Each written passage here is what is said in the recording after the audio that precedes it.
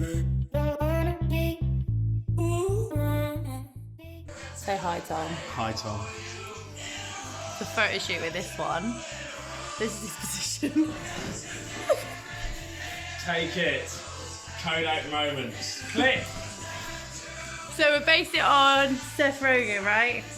Sure, yeah. Lightly.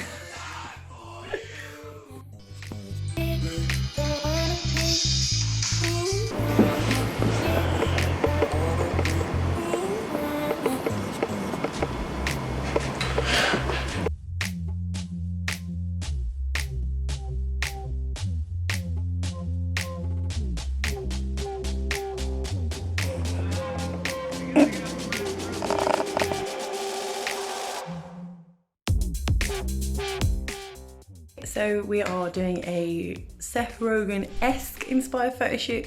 Obviously this video looks like we've got some sort of a special cigarette. It's not, it's a prop. So we're just using that. Tom's outfit we got from somewhere online. It's very much inspired by Seth Rogen, shoot for GQ in the film. A little bit of the styling, but also keeping it very minimal because obviously you can't shoot outside as much because of the C19. But yeah, I hope you enjoy it. It's really good fun. Using the yellow background, having it gradient lit there. Let's get on it. Tom is on the yellow canary yellow, I think by Colorama, or Savage, drinking a can of Red Stripe. The outfit we got from somewhere online. Yeah. And behind him is just a basic, shitty Ellen Chrome light that I found to give some gradient, and then a massive Octobox from Godox, which is my favourite one, and the Godox TC400. Everyone comes at me for that, I don't care. It's the best light I've had in here for a long time. I've dropped it 5 times and it still works. And that's it. Hi, Tom. Hey.